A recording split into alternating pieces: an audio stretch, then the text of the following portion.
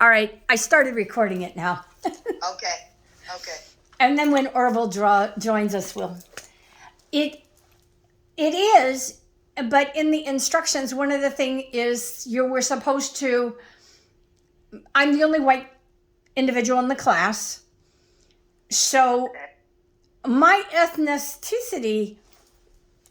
I think I dealt with this in the bridge classes that I had to take last semester.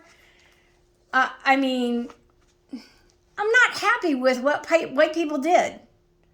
Right. I'm not happy with some of my own ancestors because I know that when I look at my ancestry and where they were from and what all I've been informed of, they were white slave owners. I know this because we were from South Carolina, and we had a plantation. Okay, got it.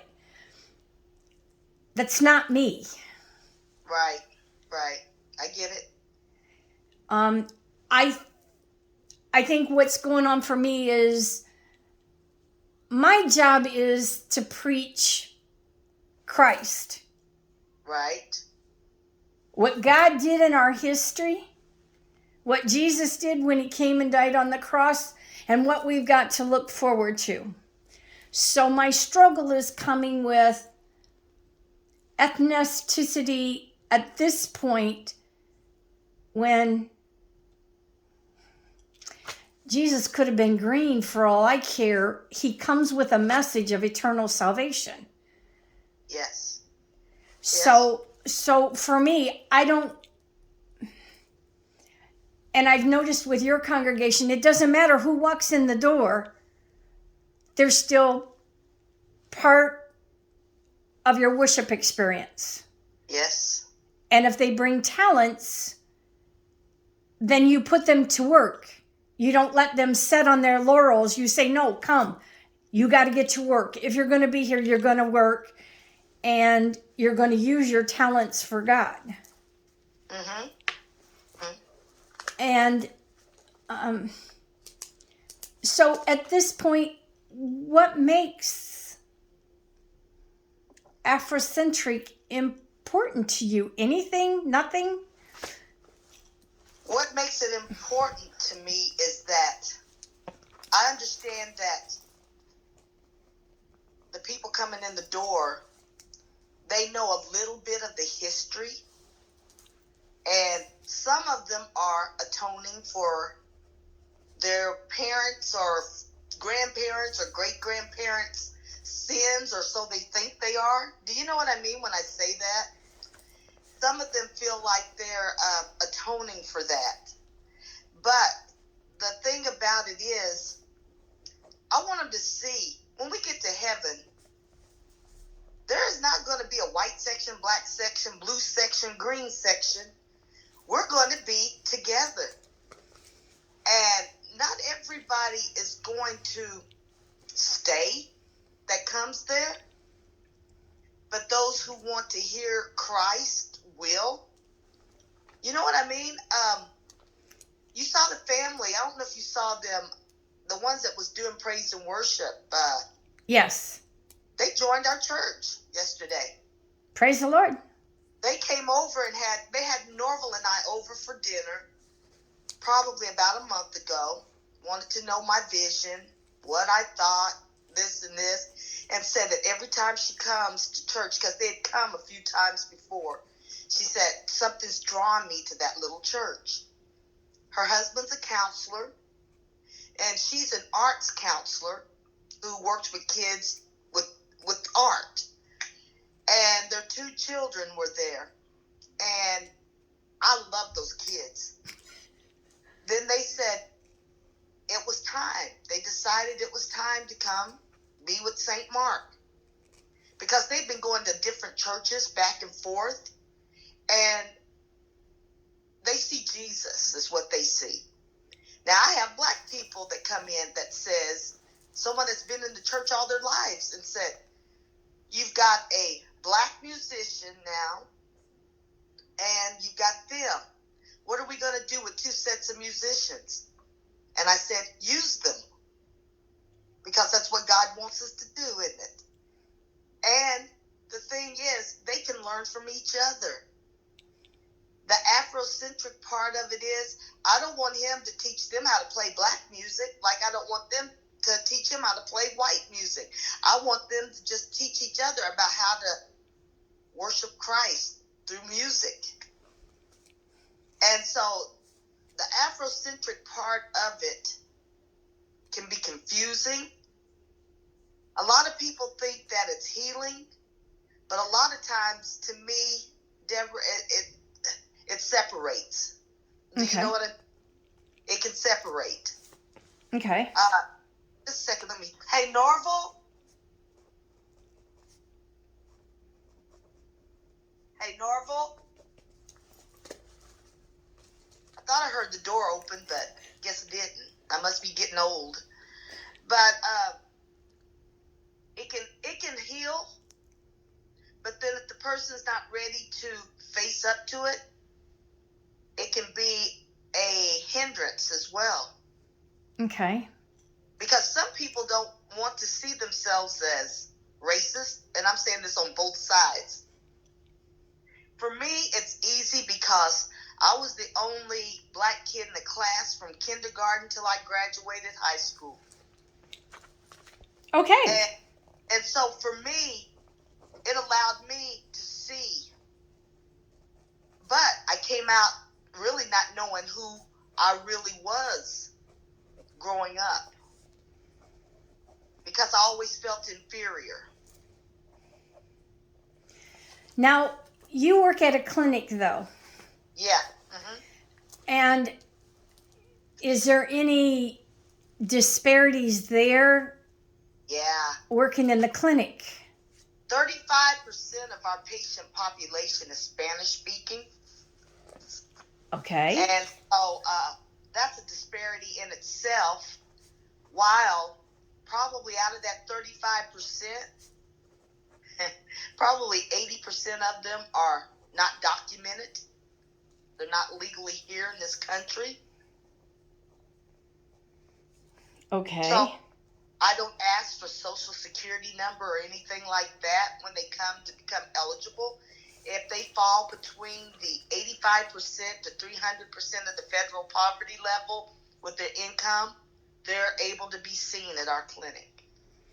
Now, where does the other categories like Asians, whites, blacks? Asian, I would say, is like 2%. Okay. And black, I would say, is like 10%. And the rest is Caucasian.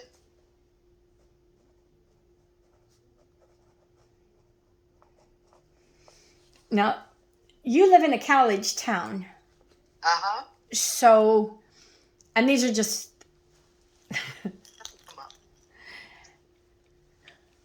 So these are just brings different races all together in one town because of the colleges. Yeah. Now, does that affect you in your equal treatment of everyone? It does affect us here because I don't know if you noticed, though, no one stays very much. The African American community, they don't stay. They come here and they get their education, get their degree, and they hit the road. Okay. Because they don't feel Eugene is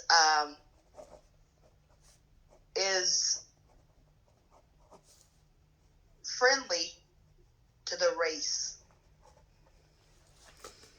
I take it Orville got there? He's coming. Okay. She said he's downstairs. He's coming.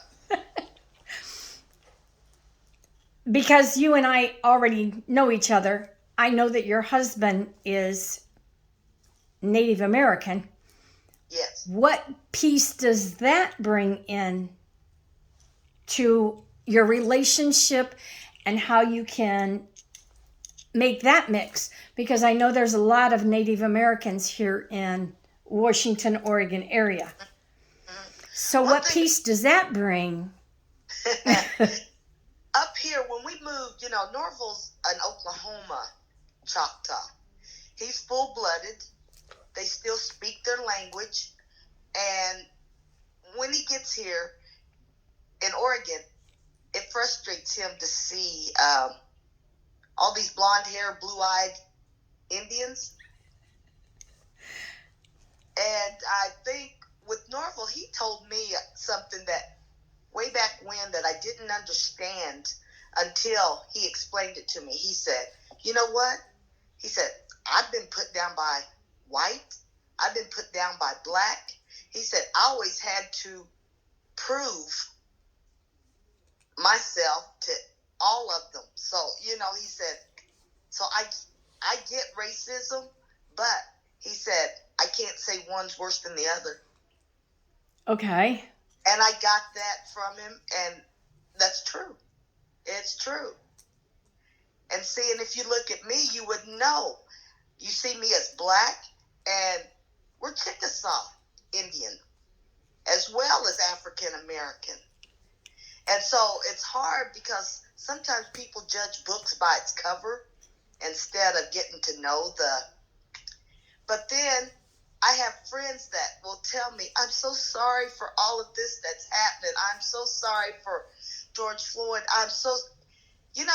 Deb, I got so tired of that after a while because it's like, I know you're sorry about that, but don't keep apologizing to me about it because it wasn't you that did it. And so it was just kind of making me at a point to where I wanted to isolate myself out and not even deal. And it was just tragic, and it was a shame that it happened. But it's a tragedy, and it's a shame that we ourselves kill each other too.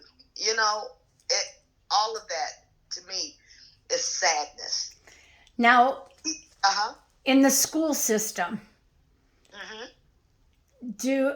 you're in a college town, so obviously you said they come in and they go, so they're there for their 4 years of college and then exit.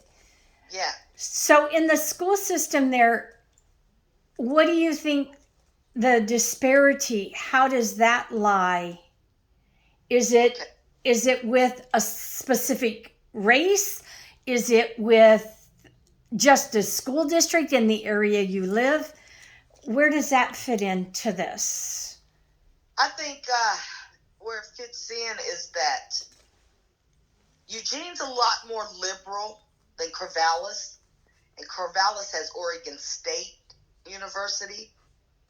But you get these kids that come up here to be athletes. They don't know jack about a little town like Eugene, Oregon. They're coming straight out of Compton. And the hard part is they come up here, and because they're so gifted and talented, they're treated like royalty until a lot of them can't cut the grade in school.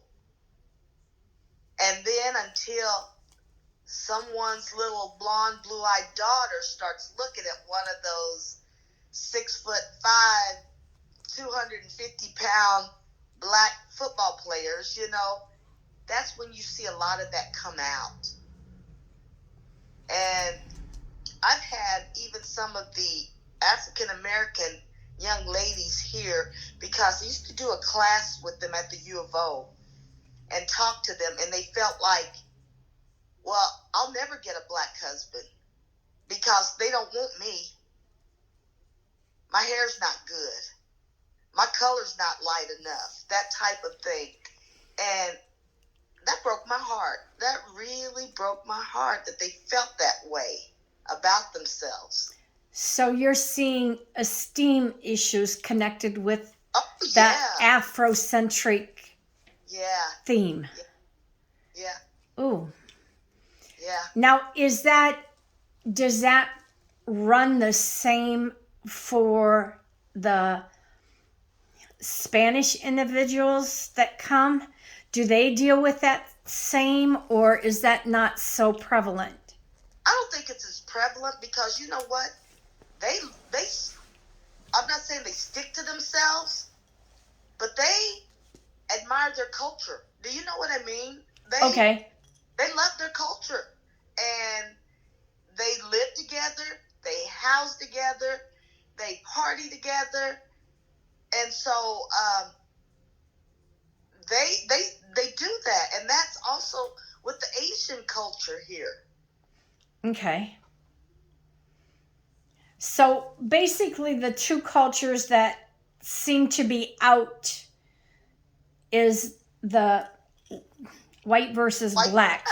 yeah, yeah, And so now you had made mention the blue eyes, blonde haired female that's looking yeah, at the black yeah, jock. yeah. Do you see those relationships lasting because of the way things are? Or are they college things that kind of blossom till somebody catches their eye on the fame side and then... Yeah, I've seen it both ways. Okay. Because that we've seen that have lasted through marriage and it's lasted through whatever it is they go through. And then there's some that once college is over with, poof, be gone. You know what I mean? That type of thing. Okay. Yeah. And that's the hard part right there because it's part of the, I don't want to say part of the game, but it is part of the game. And that's for acceptance, tutoring, getting your grades up so you can continue to play? No, I think it's that, I really think it's because that's the only culture they see here. Because there hasn't been very much or very many churches here, African American, that's reached out. You know what I mean?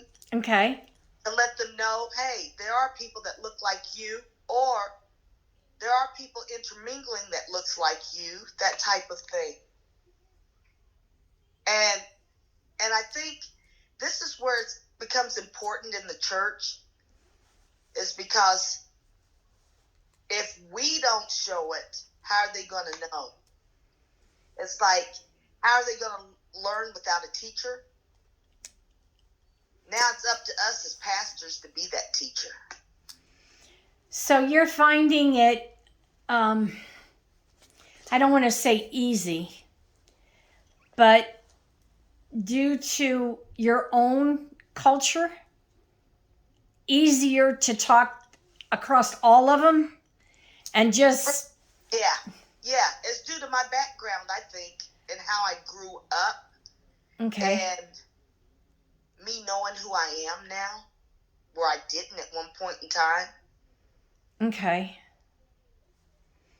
Now, where does your marriage kind of fit in this picture? Because ministry's a team, and and you've got kind of all the cultural stuff around you of all the glitz and the glam of college professionals coming to visit, but yet not staying there. Yeah. How is that affecting when we start talking about cultures and the intermingling and all of that? You know, Norval and I have always talked about this. We thought about always going back home to retire and do all of that kind of stuff. But then I'll tell you what, when I started working and I started advancing in my work, and this has been probably about 15, 20 years ago, he didn't like that because it put him having to deal with people that he didn't want to deal with, you know? And I can understand that. And now it's at a point to where we are who we are. And if we went back, and if we went back, we know our daughters would move back with her son and stuff. He couldn't handle it back there because, okay, I'll tell you this. He has friends, lots of friends, and here's how he described his friend. He didn't say the white kid that lives down the street, that's my friend. What he said, it's the kid with the red bike that always rides by here. And it was like, he described the bike he was riding as red, but he never said the white kid that lives down the street because that's his best buddy. And I was just like, you know what? If we could take a step back and look through the eyes of kids sometimes, we would be okay. But then again, now that he's getting older and he's 6'2" and he's 15 years old, we have to start teaching him about when he's pulled over by a cop, or when he sees something that's out of line, or not every girl that comes up to you flirting with you is good for you, that type of thing.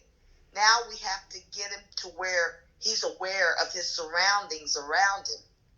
So that bothers me because we shouldn't have to do that, but we do, because they have to be prepared for it. And to be honest with you, I wouldn't mind whoever my kids brought home, because you love who you love.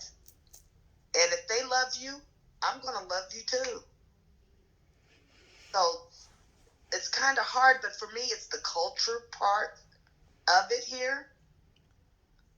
And we just have to move forward. But I don't think it's something to where we should always be pointing the finger and saying, they owe me for this, they owe me for that, they owe, because what do you owe yourself? Because we have to look at that as well. What do I owe myself? What do I owe my grandparents who worked hard? Or what do I owe my parents who worked even harder? So that's the part for me that I struggle with. And so when you look out into the audience from the pulpit and you see all of these people, it's like, But the part that worries me is that we don't run them off. Do you know what I mean by that?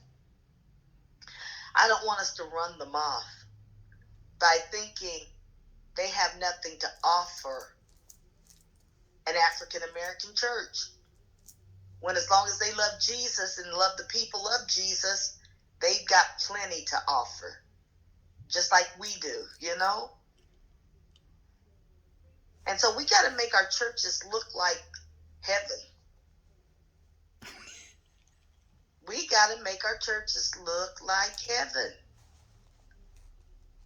But then again, we got to call, okay, forgive me for saying this, we got to call BS when it's BS too. Okay. But I've heard a couple of really distinct things in that piece. Mm-hmm. Conversations that at one point weren't as important, but now have to be had. Yes. Because of skin color. Mm-hmm. And then I also heard acceptance no matter what the skin color. Yes. Yes. So there's two really distinct things when we start talking. So what are you doing at your job and at your church? Because I'm sure, knowing you the way I do, both of them are the same. You don't differentiate between being in the pulpit or being. Yeah. So what do you do when culture becomes a problem, especially at work, because that's where it would be more showing up, is I don't got it. Sometimes come in with an attitude, and that's the way we look at certain races, that they're just angry or upset, and that's not the way it should be. You know, what you're saying here is so prevalent, because what I look at and what I say is, how do I put this? We have to treat the symptoms and not just the disease, because the disease for this person might be different than the disease of this person, even though they're both diabetic. One eats this way, another one eats this way, and we're saying, well, just lose a few pounds and take your medicine, and that'll do it. Well, no, because they're eating differently, and it won't work. You got to treat the individual, is what I'm saying, and not just disease. And that's where I go from with work.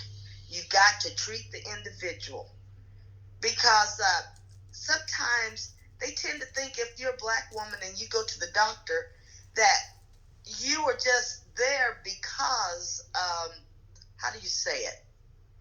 You're there because there's always something wrong with you. In your head, you're a hypochondriac, you're this, you're that. And then it gets to the point to where they refuse to go to the doctor, and then they're so sick by the time they decide to go that nothing can be done for them at times. So now we've got to figure out, how do we address the individual instead of the black individual or the white individual or the Hispanic individual, the native individual.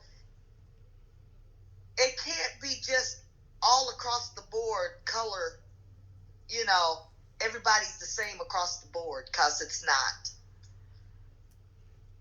So that's how we have to look at it. We've got to treat the individual and not just the total disease. Okay. I'm going to quit recording now. Okay. And then, hang on. Hey, Norv, can you come here a second? I'm talking to, got questions for you. You want to sit here? Hello, Orville. Hello. We were talking about racism and Afrocentricity in school. And I know you're kind of in a unique position because you've got Indian in you and you deal with that. How do you handle those prejudices that are predetermined by individuals when it comes to you and how they talk to you or act around you? Well, where I'm from, it's been like that all my life. So when I come up here, it's just the same. So, I just learned how to deal with that kind of stuff. But sometimes, you can always say something. But like I said, I'm used to that, because for us, back where I'm from, back in the day, it used to be all kind of race against just Native Americans. And so we used to have to deal with all other colors. So now it's just, you just got to, for me, I just go on and, that's all I do, because I'm used to it. Now you're in a unique position by being a pastor's spouse, and put you in a position to kind of have to love everybody. Does that get difficult for you sometimes? No, I don't really think so, because like I said, I come a long ways. Okay. So I had to learn how to deal with certain things, but if it's something that, I see something against, the pastor, that's a different story. I'll speak up, Okay. But for me, I'm just kind of used to that kind of stuff. But I'll say something, but, I'm not trying to be mean or nothing, but I kind of want to let them know a little bit, because that's just, ever since I've been little, that's how it's always been where I'm from. Okay. It's always like we're just known as drunks. So, that's way back home. That's how people feel now, I do know that stigmatism runs with that, with the Native American community, unfortunately. Yeah. So, thanks, Orville. I appreciate you talking to me.